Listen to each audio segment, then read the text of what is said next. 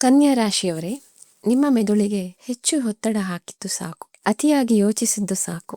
ಈಗ ನಿಮ್ಮ ಮನಸ್ಸನ್ನು ಶಾಂತವಾಗಿಡಿ. ಏಕೆಂದರೆ ಜುಲೈ 27ರಿಂದ ನಡೆಯಲಿರುವುದು ನಿಮ್ಮ ಕೈಯಲ್ಲಿಲ್ಲ, ಬದಲಾಗಿ ಶನಿದೇವನ ಕೈಯಲ್ಲಿದೆ. ಮತ್ತು ನಿಮ್ಮ ಜೀವನದ ಸಂಪೂರ್ಣ ಚಿತ್ರವನ್ನೇ ಬದಲಾಯಿಸುವ ಆ ಶನಿಯ ಭಯಾನಕ ಬಿರುಗಾಳಿ ಬರುತ್ತಿದೆ. ಪೂರ್ತಿ 30 ವರ್ಷಗಳ ನಂತರ ಶನಿದೇವನು ವಕ್ರಿಯಾಗುತ್ತಿದ್ದಾನೆ. ಕನ್ಯಾ ರಾಶಿಯವರೇ, ಕಳೆದ ಸ್ವಲ್ಪ ಸಮಯದಿಂದ ನಿಮ್ಮ ತಲೆಯ ಮೇಲಿರುವ ಸಾಲದ ಹೊರೆ, ರೋಗಗಳು ಮತ್ತು ಕೋರ್ಟ್ ಕಚೇರಿ ಅಥವಾ ಅನಗತ್ಯ ವಿವಾದಗಳು ನಿಮ್ಮನ್ನು ಸುತ್ತುವರೆದಿದೆ. ನೀವು ಹಗಲಿರುಳು ಕಷ್ಟಪಟ್ಟು ದುಡುತ್ತಿದ್ದೀರಿ, ಆದರೆ ಅದರ ಶ್ರೇಯಸ್ಸನ್ನು ಬೇರೆಯವರು ತೆಗೆದುಕೊಂಡರು. ಈಗ ಆ ಎಲ್ಲದರ ಪೈಸೆಗೂ ಲೆಕ್ಕಾಚಾರವಾಗಲಿದೆ. ಈಗ ನಿಮ್ಮ ಸ್ಥಗಿತಗೊಂಡ ಕೆಲಸಗಳು ಚಿಟಿಕೆ ಹೊಡೆಯುವಷ್ಟರಲ್ಲಿ ಆಗುತ್ತವೆ. 3 ಅಂತ ದೊಡ್ಡ ಪವಾಡಗಳು ನಡೆಯಲಿವೆ. ನಿಮ್ಮ ಕಣ್ಣುಗಳನ್ನೇ ನೀವು ನಂಬಲು ಸಾಧ್ಯವಾಗುವುದಿಲ್ಲ.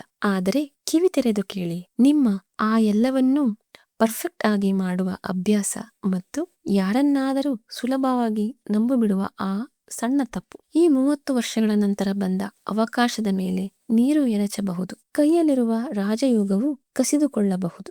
ಏನು ಮಾಡಬೇಕು, ಏನು ಮಾಡಬಾರದು, ಇಂದು ಈ ವಿಡಿಯೋದಲ್ಲಿ ಪ್ರತಿಯೊಂದು ರಹಸ್ಯವನ್ನು ಬಯಲು ಮಾಡುತ್ತೇನೆ. ವಿಡಿಯೋದ ಕೊನೆಯವರೆಗೂ ನನ್ನೊಂದಿಗೆ ಇರಿ. ಕನ್ಯಾ ರಾಶಿಯವರೇ, ಮೊದಲನೆಯದಾಗಿ ಈ 4.5 ತಿಂಗಳ ಸಮಯದ ಮೂಲ ಶಕ್ತಿ ಮತ್ತು ಗ್ರಹಗಳ ಈ ವಿಶೇಷ ಗೋಚಾರವನ್ನು ಅರ್ಥ ಮಾಡಿಕೊಳ್ಳುವುದು ಅವಶ್ಯಕ.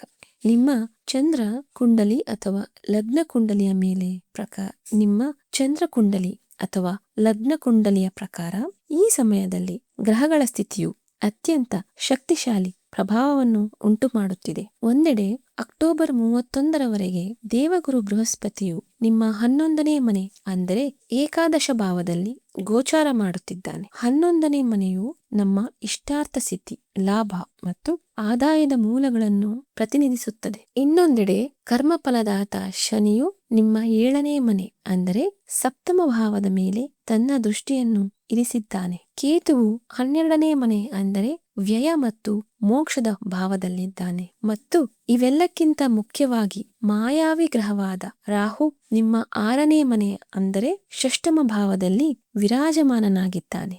ಜ್ಯೋತಿಷ್ಯ ಶಾಸ್ತ್ರದ ಅತ್ಯಂತ ಸ್ಪಷ್ಟ ಮತ್ತು ಅಖಂಡ ನಿಯಮವೇನೆಂದರೆ ಯಾವುದೇ ಪಾಪಿ ಅಥವಾ ಕ್ರೂರ ಗ್ರಹವು ಕುಂಡಲಿಯ 6ನೇ ಮನೆಯಲ್ಲಿ ಕುಳಿತರೆ, ಅಂದರೆ ಮೂಲತಃ ಸಾಲ, ರೋಗ ಮತ್ತು ಶತ್ರುಗಳ ಭಾವವೆಂದು ಪರಿಗಣಿಸಲಾದ ಮನೆಯಲ್ಲಿ ಕುಳಿತರೆ ಅದು ಅಖಂಡ ರಾಜಯೋಗವನ್ನು ನಿರ್ಮಿಸುತ್ತದೆ. ಈ ನಿರ್ದಿಷ್ಟ ಸ್ಥಿತಿಯು ನಿಮ್ಮೊಳಗೆ ಒಂದು ಹೊಸ ಶಕ್ತಿ, ಆಕ್ರಮಣಕಾರಿ ಮನೋಭಾವ ಮತ್ತು ಆತ್ಮವಿಶ್ವಾಸವನ್ನು ತುಂಬುತ್ತದೆ. ಇದು ಬಹುಶಃ ಕಳೆದ ಕೆಲವು ವರ್ಷಗಳ ಹೋರಾಟದಲ್ಲಿ ಎಲ್ಲೋ ಕಳೆದು ಹೋಗಿತ್ತು. ರಾಹುವು 6ನೇ ಮನೆಯಲ್ಲಿ ಕುಳಿತು ನಿಮ್ಮ ಶತ್ರುಗಳು ಮತ್ತು ವಿರೋಧಿಗಳನ್ನು ಸಂಪೂರ್ಣವಾಗಿ ನಾಶ ಮಾಡುತ್ತಿದ್ದಾನೆ. ನಿಮ್ಮ ವಿರುದ್ಧ ಸಂಚು ರೂಪಿಸಿದವರು ಅಥವಾ ನಿಮ್ಮ ಕೆಲಸಗಳಲ್ಲಿ ಅಕಾರಣವಾಗಿ ಅಡೆತಡೆಗಳನ್ನು ಉಂಟು ಮಾಡಿದವರು ಈಗ ತಾವಾಗಿಯೇ ನಿಮ್ಮ ದಾರಿಯಿಂದ ಹಿಂದೆ ಸರಿಯಲಾರಂಭಿಸುತ್ತಾರೆ. ನಿಮ್ಮ ಆಂತರಿಕ ಮಾನಸಿಕ ಸ್ಥಿತಿ ಸುಧಾರಿಸುತ್ತದೆ.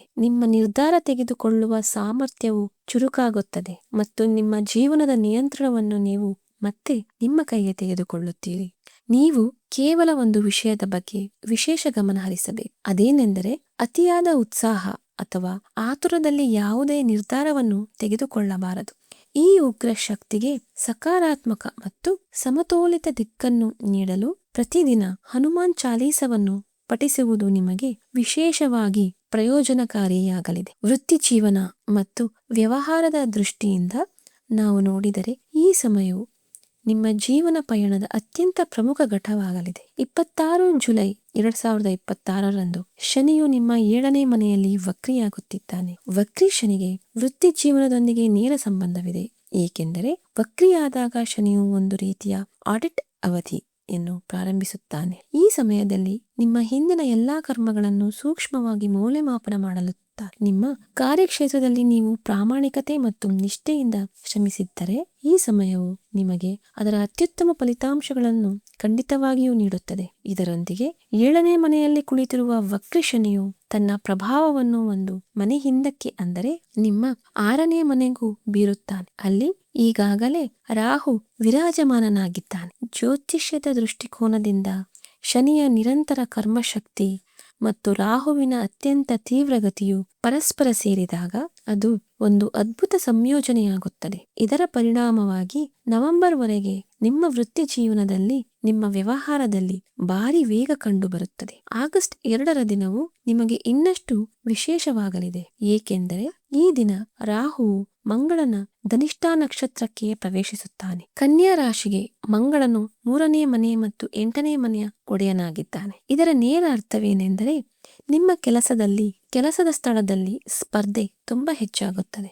ಆಫೀಸ್, ರಾಜಕೀಯ ಕೂಡ ಉತ್ತುಂಗದಲ್ಲಿರಬಹುದು. ಆದ್ದರಿಂದ ಆಗಸ್ಟ್ನಿಂದ ಸೆಪ್ಟೆಂಬರ್ ಮಧ್ಯದವರೆಗೆ ನಿಮ್ಮ ಕೆಲಸಕ್ಕೆ ಸಂಬಂಧಿಸಿದ ತಂತ್ರಗಳನ್ನು ಸಂಪೂರ್ಣವಾಗಿ ಗುಪ್ತವಾಗಿಡಿ. ಯಾರನ್ನೂ ಕುರುಡಾಗಿ ನಂಬಬೇಡಿ. ಇದರ ನಂತರ ಸೆಪ್ಟೆಂಬರ್ 7ರಂದು ನಿಮ್ಮ ಲಗ್ನಾಧಿಪತಿ ಬುಧನು ತನ್ನದೇ ಆದ ಕನ್ಯಾ ರಾಶಿಯಲ್ಲಿ ಸ್ವಗೃಹದಲ್ಲಿ ಉಚ್ಚ ಸ್ಥಿತಿಯಲ್ಲಿದ್ದಾಗ ಕುಂಡಲಿಯಲ್ಲಿ ಭದ್ರ ಮಹಾಪುರುಷ ರಾಜಯೋಗ ನಿರ್ಮಾಣವಾಗುತ್ತದೆ. ಈ ಸಮಯವು ಐಟಿ, ಸೇಲ್ಸ್, ಕಾರ್ಪೊರೇಟ್ ವಲಯ ಮತ್ತು ಡಿಜಿಟಲ್ ಮಾರ್ಕೆಟಿಂಗ್ಗೆ ಸಂಬಂಧಿಸಿದ ಜನರಿಗೆ ವರದಾನವಾಗಿ ಸಾಬೀತಾಗಲಿದೆ. ಹೊಸ ಉದ್ಯೋಗದ ಅತ್ಯುತ್ತಮ ಪ್ರಸ್ತಾಪಗಳು ಬರಬಹುದು ಮತ್ತು ಹಳೆಯ ಕಂಪನಿಗೆ ಮರಳುವ ದಾರಿಗಳು ಸಹ ತೆರೆದುಕೊಳ್ಳಬಹುದು. ನೀವು ನಿಮ್ಮ ಹಿರಿಯ ಅಧಿಕಾರಿಗಳು ಅಥವಾ ಆಡಳಿತ ಮಂಡಳಿಯೊಂದಿಗೆ ಯಾವುದೇ ರೀತಿಯ ಅಹಂಕಾರದ ಘರ್ಷಣೆಗಳಿಂದ ನಿಮ್ಮನ್ನು ರಕ್ಷಿಸಿಕೊಳ್ಳಬೇಕು. ಪ್ರತಿದಿನ ತಾಮ್ರದ ಪಾತ್ರೆಯಿಂದ ಸೂರ್ಯದೇವರಿಗೆ ಅರ್ಘ್ಯವನ್ನು ಅರ್ಪಿಸಿ. ಇದು ನಿಮ್ಮ ವೃತ್ತಿ ಜೀವನದ ಎಲ್ಲಾ ಅಡೆತಡೆಗಳನ್ನು ನಿವಾರಿಸುತ್ತದೆ. ಆರ್ಥಿಕ ಸ್ಥಿತಿ, ಧನ ಲಾಭ ಮತ್ತು ನಗದು ಹರಿವಿನ ಬಗ್ಗೆ ಮಾತನಾಡುವುದಾದರೆ, ಕನ್ಯಾ ರಾಶಿಯವರಿಗೆ ಈ ಸಮಯವು ಸಾಲದಿಂದ ಮುಕ್ತಿ ನೀಡಲು ಮತ್ತು ಅನಿರೀಕ್ಷಿತ ಧನ ಲಾಭವನ್ನು ತರಲು ತುಂಬಾ ಶಕ್ತಿಯುತವಾಗಿದೆ. ಇದಕ್ಕೆ ಮುಖ್ಯ ಕಾರಣವೆಂದರೆ 6ನೇ ಮನೆಯಲ್ಲಿ ಕುಳಿತಿರುವ ರಾಹುವಿನ ನೇರ ದೃಷ್ಟಿ ನಿಮ್ಮ 2ನೇ ಮನೆ ಅಂದರೆ ಧನ ಮತ್ತು ಕುಟುಂಬ ಭಾವದ ಮೇಲೆ ಬೀಳುತ್ತಿದೆ. ರಾಹುವಿನ ಈ ಸಂಪೂರ್ಣ ದೃಷ್ಟಿಯು ನಿಮ್ಮೊಳಗೆ ಹಣ ಸಂಪಾದಿಸುವ, ಆದಾಯವನ್ನು ಹೆಚ್ಚಿಸುವ ತೀವ್ರ ಬಯಕೆಯನ್ನು ಉಂಟು ಮಾಡುತ್ತದೆ. ನಿಮ್ಮ ಆರ್ಥಿಕ ಗುರಿಗಳ ಬಗ್ಗೆ ನೀವು ಮೈಂಡೆಡ್ ಆಗಬಹುದು. ಇದು ಪ್ರಸ್ತುತ ವ್ಯಾವಹಾರಿಕ ದೃಷ್ಟಿಕೋನದಿಂದ ಸಂಪೂರ್ಣವಾಗಿ ಸೂಕ್ತವಾಗಿದೆ. ಅಕ್ಟೋಬರ್ ಅಂತ್ಯದವರೆಗೆ ದೇವಗುರು ಬೃಹಸ್ಪತಿಯು ನಿಮ್ಮ 11ನೇ ಮನೆಯಲ್ಲಿ ಉಳಿದು ನಿಮ್ಮ ಆದಾಯದ ಮೂಲಗಳನ್ನು ನಿರಂತರವಾಗಿ ವಿಸ್ತರಿಸುತ್ತಾನೆ. ನಿಮ್ಮ ಹಣವು ದೀರ್ಘಕಾಲದವರೆಗೆ ಎಲ್ಲೋ ಸಿಲುಕಿಕೊಂಡಿದ್ದರೆ ಅಥವಾ ಯಾರಾದರೂ ಸಾಲ ಪಡೆದು ಹಿಂದಿರುಗಿಸದಿದ್ದರೆ ಸೆಪ್ಟೆಂಬರ್ ತಿಂಗಳಲ್ಲಿ ಆ ಹಣವು ಹಿಂದಿರುಗುವ ಬಲವಾದ ಸಾಧ್ಯತೆ ಇದೆ. ಆದರೆ ಇಲ್ಲಿ ನೀವು 31 ಅಕ್ಟೋಬರ್ 2026ರ ಆ ಪ್ರಮುಖ ಗ್ರಹಗಳ ಘಟನೆಯನ್ನು ಅರ್ಥ ಮಾಡಿಕೊಳ್ಳಬೇಕು. ಅಂದು ಸಂಜೆ ಬೃಹಸ್ಪತಿಯು ನಿಮ್ಮ 11ನೇ ಮನೆಯಿಂದ ಹೊರಬಂದು 12ನೇ ಮನೆ ಅಂದರೆ ಸಿಂಹರಾಶಿಗೆ ಹೋಗುತ್ತಾನೆ. ಅಲ್ಲಿ ಮಾಯಾವಿ ಕೇತುವು ಈಗಾಗಲೇ ಇದ್ದಾನೆ. ಇದರ ಪರಿಣಾಮವಾಗಿ ನವೆಂಬರ್ ತಿಂಗಳಲ್ಲಿ ಗುರು ಚಾಂಡಾಲ ಯೋಗ ನಿರ್ಮಾಣವಾಗುತ್ತದೆ. 12ನೇ ಮನೆಯು ಮುಖ್ಯವಾಗಿ ವ್ಯಯ ಅಂದರೆ ಖರ್ಚಿನ ಮನೆಯಾಗಿರುವುದರಿಂದ ನವೆಂಬರ್ನಲ್ಲಿ ಇದ್ದಕ್ಕಿದ್ದಂತೆ ನಿಮ್ಮ ಮೇಲೆ ದೊಡ್ಡ ಆರ್ಥಿಕ ಖರ್ಚು ಅಥವಾ ಅನಿರೀಕ್ಷಿತ ವೆಚ್ಚ ಬರಬಹುದು. ಇದನ್ನು ತಪ್ಪಿಸಲು ಅತ್ಯಂತ ನಿಖರವಾದ ಜ್ಯೋತಿಷ್ಯ ಪರಿಹಾರವೆಂದರೆ ಸೆಪ್ಟೆಂಬರ್ ಮತ್ತು ಅಕ್ಟೋಬರ್ ತಿಂಗಳುಗಳಲ್ಲಿ ನೀವು ಪಡೆಯುವ ಹಣವನ್ನು ಗರಿಷ್ಠ ಮಟ್ಟದಲ್ಲಿ ಉಳಿತಾಯ ಮಾಡಿ. ನವೆಂಬರ್ನಲ್ಲಿ ಈ ಗುರು ಚಾಂಡಾಲ ಯೋಗದ ನಕಾರಾತ್ಮಕ ಶಕ್ತಿಯನ್ನು ಶಮನ ಮಾಡಲು ಯಾವುದೇ ಆಸ್ಪತ್ರೆಗೆ ಭೇಟಿ ನೀಡಿ ನಿಮ್ಮ ಸಾಮರ್ಥ್ಯಕ್ಕೆ ಅನುಗುಣವಾಗಿ ಬಡ ರೋಗಿಗಳಿಗೆ ಸಹಾಯ ಮಾಡಿ. ಅವರಿಗೆ ಔಷಧಿಗಳು ಅಥವಾ ಹಣ್ಣುಗಳನ್ನು ದಾನ ಮಾಡಿ. 12ನೇ ಮನೆಯು ಆಸ್ಪತ್ರೆಯನ್ನು ಸಹ ಪ್ರತಿನಿಧಿಸುತ್ತದೆ. ಆದ್ದರಿಂದ ಈ ಪರಿಹಾರವು ನಿಮ್ಮನ್ನು ಆರ್ಥಿಕ ನಷ್ಟದಿಂದ ಕಾಪಾಡುತ್ತದೆ. ಇದರೊಂದಿಗೆ ನಿಯಮಿತವಾಗಿ ಶ್ರೀ ಸ್ತೋತ್ರವನ್ನು ಪಠಿಸಿ. ನಿಮ್ಮ ವೈವಾಹಿಕ ಜೀವನ ಮತ್ತು ಪ್ರೇಮ ಸಂಬಂಧಗಳ ವಿಶ್ಲೇಷಣೆ ಮಾಡಿದರೆ ವಿವಾಹಿತರಿಗೆ 7ನೇ ಮನೆಯಲ್ಲಿ ಶನಿಯ ವಕ್ರಿ ಗೋಚಾರವು ಸಂಬಂಧಗಳ ಕಠಿಣ ಪರೀಕ್ಷೆಯನ್ನು ತೆಗೆದುಕೊಳ್ಳಬಹುದು. ನಿಮ್ಮ ಸಂಗಾತಿಯ ಸ್ವಭಾವವು ಸ್ವಲ್ಪ ಹಠಮಾರಿಯಾಗಬಹುದು, ಸಂವಹನದಲ್ಲಿ ಕೊರತೆಯಾಗಬಹುದು ಅಥವಾ ಸಣ್ಣ ಪುಟ್ಟ ವಿಷಯಗಳಲ್ಲಿ ಅಹಂಕಾರದ ಸಂಘರ್ಷಣೆ ಉಂಟಾಗಬಹುದು. ಆದರೆ ನೀವು ಚಿಂತಿಸಬೇಕಾಗಿಲ್ಲ. ಅಕ್ಟೋಬರ್ 31ರವರೆಗೆ 11ನೇ ಮನೆಯಲ್ಲಿ ಕುಳಿತಿರುವ ಬೃಹಸ್ಪತಿಯ 9ನೇ ದೃಷ್ಟಿಯು ನಿಮ್ಮ 7ನೇ ಮನೆಯ ಮೇಲೆ ಬೀಳುತ್ತಿದೆ. ಗುರುವಿನ ಈ ದೃಷ್ಟಿಯು ರಕ್ಷಾ ಕವಚದಂತೆ ಕಾರ್ಯನಿರ್ವಹಿಸುತ್ತದೆ. ಇದು ಶನಿಯ ನಕಾರಾತ್ಮಕ ಪರಿಣಾಮಗಳನ್ನು ಶಾಂತಗೊಳಿಸುವ ಮೂಲಕ ವಿವಾಹವು ಮುರಿಯುವಂತೆ ರಕ್ಷಿಸುತ್ತದೆ. ನಿಮ್ಮ ಕಡೆಯಿಂದ ಯಾವುದೇ ವಿವಾದಕ್ಕೆ ನೀವು ಪ್ರಚೋದನೆ ನೀಡಬಾರದು ಅಷ್ಟೇ. ಇನ್ನು ಸಿಂಗಲ್ ಆಗಿರುವವರಿಗೆ ಅಥವಾ ಅವಿವಾಹಿತರಿಗೆ ಈ ಸಮಯವು ಅತ್ಯಂತ ಸಕಾರಾತ್ಮಕ ಸಂಕೇತಗಳನ್ನು ನೀಡುತ್ತಿದೆ. 5ನೇ ಮನೆಯ ಅಧಿಪತಿಯಾದ ಶನಿಯು 7ನೇ ಮನೆಯಲ್ಲಿರುವುದು ಮತ್ತು ಲಗ್ನದ ಮೇಲೆ ಅವನ ದೃಷ್ಟಿ ಇರುವುದರಿಂದ ನಿಮ್ಮ ಹಳೆಯ ಸ್ನೇಹವು ಪ್ರೇಮ ಸಂಬಂಧವಾಗಿ ಬದಲಾಗುವ ಪ್ರಬಲ ಸಾಧ್ಯತೆ ಇದೆ. ಲವ್ ಮ್ಯಾರೇಜ್ ಅಥವಾ ಅಂತರ್ಜಾತಿ ವಿವಾಹವಾಗಲು ಬಯಸುವವರಿಗೆ ಈ ಯೋಗವು ತುಂಬಾ ಅನುಕೂಲಕರವಾಗಿದೆ. ಡಿಸೆಂಬರ್ನಲ್ಲಿ ರಾಹು 5ನೇ ಮನೆಗೆ ಹೋಗುವುದರಿಂದ ನಿಮ್ಮನ್ನು ಹೊಸ ಸಂಬಂಧಗಳತ್ತ ಕೊಂಡೊಯ್ಯುತ್ತಾನೆ. ವೈವಾಹಿಕ ಜೀವನದಲ್ಲಿ ಸಂಪೂರ್ಣ ಶಾಂತಿಯನ್ನು ಕಾಯ್ದುಕೊಳ್ಳಲು ಪ್ರತಿ ಶನಿವಾರ ಕಪ್ಪು ಎಳ್ಳು ಮತ್ತು ಸಾಸಿವೆ ಎಣ್ಣೆಯನ್ನು ತಪ್ಪದೇ ದಾನ ಮಾಡಿ.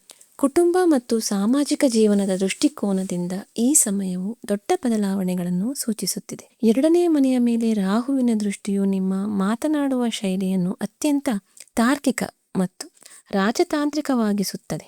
ವಕ್ರಿ ಶನಿಯ ಪ್ರಭಾವವು ನಿಮ್ಮನ್ನು ಕಟ್ಟುನಿಟ್ಟಾದ ವ್ಯಕ್ತಿಯನ್ನಾಗಿ ಮಾಡಬಹುದು. ಇದರಿಂದಾಗಿ ನೀವು ನಿಮ್ಮ ಲಾಭವನ್ನು ಮಾತ್ರ ಪಡೆಯುತ್ತಿದ್ದ ಸ್ವಾರ್ಥಿ ಪರಿಚಯಸ್ಥರಿಂದ ಸಂಪೂರ್ಣವಾಗಿ ದೂರ ಸರಿಯುತ್ತೀರಿ. ನಿಮ್ಮ ಗಡಿಗಳನ್ನು ನೀವು ಸ್ಪಷ್ಟವಾಗಿ ನಿರ್ಧರಿಸುತ್ತೀರಿ. ಅಕ್ಟೋಬರ್ ಮಧ್ಯದಲ್ಲಿ ಸೂರ್ಯನು ನೀಚನಾದಾಗ ಕೌಟುಂಬಿಕ ವಿಷಯಗಳಲ್ಲಿ ಸ್ವಲ್ಪ ಉದ್ವಿಗ್ನತೆ ಉಂಟಾಗಬಹುದು. ಆದರೆ ಪೈತೃಕ ಆಸ್ತಿ ವಿವಾದಗಳು ಅಂತಿಮವಾಗಿ ನಿಮ್ಮ ಪಾಲವಾಗಿಯೇ ಬಗೆಹರಿಯುತ್ತವೆ. ಮನೆಯಲ್ಲಿ ಸಕಾರಾತ್ಮಕ ಶಕ್ತಿಯ ಹರಿವಿಗಾಗಿ ಆಗಾಗ್ಗೆ ರುದ್ರಾಭಿಷೇಕವನ್ನು ಮಾಡಿಸುವುದು ಅತ್ಯಂತ ಪ್ರಯೋಜನಕಾರಿಯಾಗಿದೆ. ಆರೋಗ್ಯದ ಬಗ್ಗೆ ಯಾವುದೇ ಗಂಭೀರ ಚಿಂತೆ ಕಾಣುತ್ತಿಲ್ಲವಾದರೂ ಲಗ್ನಾಧಿಪತಿ ಬುಧನ ಪ್ರಭಾವದಿಂದ ನಿಮ್ಮ ದೊಡ್ಡ ಸಮಸ್ಯೆ ಎಂದರೆ ಅತಿಯಾಗಿ ಯೋಚಿಸುವುದರಿಂದ ನಿಮ್ಮ ನರಮಂಡಲ ಪ್ರಭಾವಿತವಾಗುತ್ತದೆ ಮತ್ತು ನಿದ್ರೆಗೆ ಭಂಗ ಬರುತ್ತದೆ. ಜುಲೈ ಮತ್ತು ಆಗಸ್ಟ್ ತಿಂಗಳುಗಳಲ್ಲಿ ನೀವು ಜೀರ್ಣಕ್ರಿಯೆ ಮತ್ತು ಚರ್ಮಕ್ಕೆ ಸಂಬಂಧಿಸಿದ ಸಣ್ಣ ಪುಟ್ಟ ಅಲರ್ಜಿಗಳನ್ನು ಎದುರಿಸಬೇಕಾಗಬಹುದು. ಮೊಬೈಲ್ ಪರದೆಯ ಅತಿಯಾದ ಬಳಕೆಯನ್ನು ತಪ್ಪಿಸಿ. ಸೆಪ್ಟೆಂಬರ್ 17ರಂದು ಸೂರ್ಯನು ನಿಮ್ಮ ಲಗ್ನವನ್ನು ಪ್ರವೇಶಿಸಿದಾಗ ನಿಮ್ಮ ರೋಗ ನಿರೋಧಕ ಶಕ್ತಿ ಮತ್ತು ಜೀವನ ಶಕ್ತಿಯಲ್ಲಿ ಅದ್ಭುತ ಸುಧಾರಣೆ ಕಂಡುಬರುತ್ತದೆ. ದೈಹಿಕ ಸೋಮಾರಿತನ ದೂರವಾಗುತ್ತದೆ. ಪ್ರತಿದಿನ ಬೆಳಿಗ್ಗೆ ವಾಕಿಂಗ್ ಮಾಡುವ ನಿಯಮವನ್ನು ರೂಢಿಸಿಕೊಳ್ಳಿ. ಮಾನಸಿಕ ಶಾಂತಿಗಾಗಿ ಓಂ ಬುಂ ಬುಧಾಯ ನಮಃ ಮಂತ್ರವನ್ನು ನಿಯಮಿತವಾಗಿ ಜಪಿಸಿ. ವಿದ್ಯಾರ್ಥಿಗಳು ಮತ್ತು ಶಿಕ್ಷಣ ಕ್ಷೇತ್ರಕ್ಕೆ ಸಂಬಂಧಿಸಿದ ಯುವಕರಿಗೆ ಈ ಸಮಯವು ವರದಾನಕ್ಕಿಂತ ಕಡಿಮೆಯಿಲ್ಲ. ಅಕ್ಟೋಬರ್ 31ರವರೆಗೆ ಬೃಹಸ್ಪತಿಯ ಸಂಪೂರ್ಣ ದೃಷ್ಟಿಯು ನಿಮ್ಮ 5ನೇ ಮನೆಯ ಮೇಲಿರುತ್ತದೆ. ಅದು ನಿಮಗೆ ಅಧ್ಯಯನದಲ್ಲಿ ಸಂಪೂರ್ಣ ಏಕಾಗ್ರತೆಯನ್ನು ನೀಡುತ್ತದೆ. ಆಗಸ್ಟ್ ಮತ್ತು ಸೆಪ್ಟೆಂಬರ್ ಸಮಯವು ಸ್ಪರ್ಧಾತ್ಮಕ ಪರೀಕ್ಷೆಗಳಲ್ಲಿ ಯಶಸ್ಸಿನ ಹೊಸ ದಾರಿಗಳನ್ನು ತೆರೆಯುತ್ತದೆ. ಆಗಸ್ಟ್ 19ರಂದು ಬೃಹಸ್ಪತಿಯು ಆಶ್ಲೇಷ ನಕ್ಷತ್ರಕ್ಕೆ ಪ್ರವೇಶಿಸುವುದರೊಂದಿಗೆ ನಿಮ್ಮ ಗ್ರಹಣ ಸಾಮರ್ಥ್ಯ ಮತ್ತು ಸ್ಮರಣ ಶಕ್ತಿ ಉತ್ತುಂಗದಲ್ಲಿರುತ್ತದೆ. ಡಿಸೆಂಬರ್ 5ರಂದು ರಾಹು 5ನೇ ಮನೆಗೆ ಬರುವುದು ವಿಶೇಷವಾಗಿ ಐಟಿ, ಎಐ, ಕೋಡಿಂಗ್ ಮತ್ತು ಸಂಶೋಧನಾ ವಿದ್ಯಾರ್ಥಿಗಳಿಗೆ ಹೆಚ್ಚಿನ ಲಾಭವನ್ನು ತರುತ್ತದೆ. ಕೇವಲ ಗಮನಭಂಗ ಮತ್ತು ಶಾರ್ಟ್ಕಟ್ಗಳಿಂದ ದೂರವಿರಿ. ಪ್ರತಿ ಬುಧವಾರ ಗಣಪತಿಯನ್ನು ಆರಾಧಿಸಿ ಮತ್ತು ಗರಿಕೆಯನ್ನು ಅರ್ಪಿಸಿ. ಗೃಹಿಣಿಯರಾಗಿರುವ ನಮ್ಮ ತಾಯಂದಿರು ಮತ್ತು ಸಹೋದರಿಯರಿಗೆ ಇದು ನಿಮ್ಮನ್ನು ನೀವು ಆದ್ಯತೆಯಾಗಿ ಪರಿಗಣಿಸುವ ಸಮಯವಾಗಿದೆ. 11ನೇ ಮನೆಯಲ್ಲಿರುವ ಬೃಹಸ್ಪತಿಯು ಸ್ಪಷ್ಟವಾಗಿ ಸೂಚಿಸುತ್ತಿರುವುದೇನೆಂದರೆ ನಿಮ್ಮಲ್ಲಿ ಹೊಲಿಗೆ, ಅಡುಗೆ ಅಥವಾ ಇತರ ಯಾವುದೇ ಕೌಶಲ್ಯವಿದ್ದರೆ ಆಗಸ್ಟ್ನಿಂದ ಅಕ್ಟೋಬರ್ ಮಧ್ಯದವರೆಗೆ ನೀವು ಅದರಿಂದ ಸುಲಭವಾಗಿ ಹೆಚ್ಚುವರಿ ಆದಾಯವನ್ನು ಪ್ರಾರಂಭಿಸಬಹುದು. ಮನೆಯಲ್ಲಿ ಸೈದ್ಧಾಂತಿಕ ಭಿನ್ನಾಭಿಪ್ರಾಯಗಳನ್ನು ತಪ್ಪಿಸಲು ನಿಮ್ಮ ಮಾತಿನ ಮೇಲೆ ನಿಯಂತ್ರಣವಿರಲಿ ಮತ್ತು ಬುಧವಾರದಂದು ಹಸಿರು ಹೆಸರುಕಾಳನ್ನು ದಾನ ಮಾಡಿ. ಇನ್ನು ನಮ್ಮ ನಿವೃತ್ತ ವೀಕ್ಷಕರಿಗೆ ಅಕ್ಟೋಬರ್ 31ರ ನಂತರ ಬೃಹಸ್ಪತಿಯು 12ನೇ ಮನೆಗೆ ಹೋದಾಗ ನಿಮ್ಮ ಒಲವು ಆಧ್ಯಾತ್ಮಿಕತೆಯ ಕಡೆಗೆ ಹೆಚ್ಚಾಗುತ್ತದೆ. ಗುರು ಚಾಂಡಾಲ ಯೋಗವು ಕಾರಣದಿಂದಾಗಿ ಹೂಡಿಕೆಗೆ ಸಂಬಂಧಿಸಿದ ಅಪಾಯಗಳನ್ನು ತೆಗೆದುಕೊಳ್ಳಲೇಬೇಡಿ.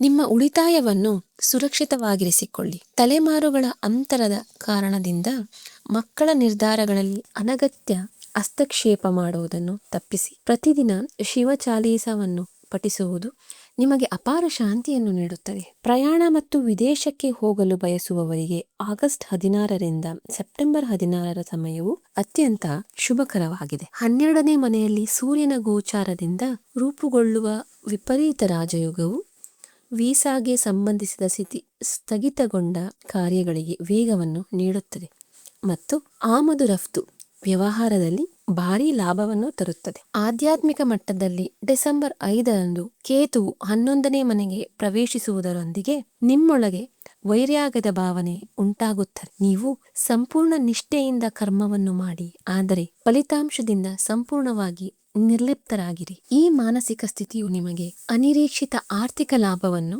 ನೀಡುತ್ತದೆ. ಪ್ರತಿ ಶನಿವಾರ ಭೈರವ ದೇವಸ್ಥಾನದಲ್ಲಿ ಸಾಸಿವೆ ಎಣ್ಣೆಯ ದೀಪವನ್ನು ಹಚ್ಚಿ. ಕೊನೆಯದಾಗಿ ಈ 6 ತಿಂಗಳ ಕೆಲವು ಪ್ರಮುಖ ಕಾಲಘಟ್ಟಗಳನ್ನು ಸಂಕ್ಷಿಪ್ತವಾಗಿ ಅರ್ಥ ಮಾಡಿಕೊಳ್ಳೋಣ. ಜುಲೈ 16ರಿಂದ ಜುಲೈ 31ರವರೆಗೆ ಬೃಹಸ್ಪತಿಯು ಅಸ್ತನಾಗಿರುತ್ತಾನೆ ಮತ್ತು ಶನಿಯು ವಕ್ರಿಯಾಗಿರುತ್ತಾನೆ. ಆದ್ದರಿಂದ ಯಾವುದೇ ದೊಡ್ಡ ಆರ್ಥಿಕ ನಿರ್ಧಾರಗಳನ್ನು ತೆಗೆದುಕೊಳ್ಳಬೇಡಿ. ಆಗಸ್ಟ್ 2ರಿಂದ 22ರವರೆಗೆ 10ನೇ ಮನೆಯಲ್ಲಿ ಮಂಗಳನ ಗೋಚಾರ ಮತ್ತು ರಾಹು ಧನಿಷ್ಠ ನಕ್ಷತ್ರದಲ್ಲಿರುವುದು ವೃತ್ತಿ ಜೀವನದಲ್ಲಿ ಹಠಾತ್ ಏರಿಕೆಯನ್ನು ತರುತ್ತದೆ. ಸೆಪ್ಟೆಂಬರ್ 7ರಿಂದ 30ರ ಸಮಯವು ಭದ್ರ ಮಹಾಪುರುಷ ರಾಜಯೋಗದ ಕಾರಣದಿಂದಾಗಿ ಅತ್ಯಂತ ಅದೃಷ್ಟಶಾಲಿಯಾಗಿ ಸಾಬೀತಾಗುತ್ತದೆ ಮತ್ತು ನಿಂತು ಹೋದ ಕಾರ್ಯಗಳು ಸಂಪೂರ್ಣಗೊಳ್ಳುತ್ತವೆ. ಅಕ್ಟೋಬರ್ 17ರಿಂದ ನವೆಂಬರ್ 15ರ ನಡುವೆ ಸೂರ್ಯನು ನೀಚನಾಗುವುದು ಮತ್ತು ಗುರುವು 12ನೇ ಮನೆಗೆ ಹೋಗುವುದರಿಂದ ವೆಚ್ಚಗಳು ಹೆಚ್ಚಾಗುತ್ತವೆ. ಆದ್ದರಿಂದ ಓದದೆ ಎಲ್ಲಿಯೂ ಸಹಿ ಹಾಕಬೇಡಿ. ಡಿಸೆಂಬರ್ 16ರ ನಂತರ ಶನಿಯು ಮಾರ್ಗಿಯಾಗುವುದರಿಂದ ಆಸ್ತಿಗೆ ಸಂಬಂಧಿಸಿದ ಕೆಲಸಗಳು ಮತ್ತೆ ವೇಗವನ್ನು ಪಡೆದುಕೊಳ್ಳುತ್ತವೆ. ಕನ್ಯಾ ರಾಶಿಯವರಿಗೆ ಹಸಿರು ಬಣ್ಣವು ಯಾವಾಗಲೂ ಶುಭಕರವಾಗಿರುತ್ತದೆ. ನಿಮ್ಮ ಲಕ್ಕಿ ನಂಬರ್ 5 ಆಗಿರುತ್ತದೆ. ಬುಧವಾರ ಮತ್ತು ಶುಕ್ರವಾರ ಯಾವುದೇ ಹೊಸ ಕೆಲಸಗಳನ್ನು ಪ್ರಾರಂಭಿಸಲು ಉತ್ತಮವಾಗಿದೆ ಮತ್ತು ಉತ್ತರ ದಿಕ್ಕು ನಿಮಗೆ ಸಂಪತ್ತನ್ನು ನೀಡುವ ದಿಕ್ಕಾಗಿದೆ. ಒಂದು ವಿಶೇಷ ಎಚ್ಚರಿಕೆಯನ್ನು ಖಂಡಿತವಾಗಿಯೂ ವಹಿಸಿ. ರಾಹುವು ಉತ್ತಮ ಫಲಿತಾಂಶಗಳನ್ನು ನೀಡಿದಾಗ ಅದು ವ್ಯಕ್ತಿಯಲ್ಲಿ ಅಹಂಕಾರವನ್ನು ಹುಟ್ಟುಹಾಕುತ್ತದೆ. ಈ ಅಹಂಕಾರವನ್ನು ಸಂಪೂರ್ಣವಾಗಿ ತಪ್ಪಿಸಿ. ಡಿಸೆಂಬರ್ನಲ್ಲಿ ರಾಹುವು 5ನೇ ಮನೆಗೆ ಹೋದಾಗ ಷೇರು ಮಾರುಕಟ್ಟೆ ಅಥವಾ ಸಟ್ಟಾ ವ್ಯಾಪಾರದಲ್ಲಿ ಹಣವನ್ನು ಹೂಡುವುದರಿಂದ ಸಂಪೂರ್ಣವಾಗಿ ದೂರವೇ. ನೆನಪಿರಲಿ, ಯಾವುದೇ ಗ್ರಹವು ನಿಮ್ಮ ಸ್ವತಂತ್ರ ಕರ್ಮಕ್ಕಿಂತ ಹೆಚ್ಚು ಶಕ್ತಿಶಾಲಿಯಾಗಿರುವುದಿಲ್ಲ. ನಿಮ್ಮ ಕಠಿಣ ಪರಿಶ್ರಮ ಮತ್ತು ಪ್ರಾಮಾಣಿಕೆಯಿಂದ ನೀವು ನಿಮ್ಮ ಅದೃಷ್ಟಕ್ಕೆ ಹೊಸ ರೂಪವನ್ನು ನೀಡಬಹುದು. ನಮಸ್ಕಾರ. ದೇವರು ನಿಮಗೆ ಒಳಿತು ಮಾಡಲಿ.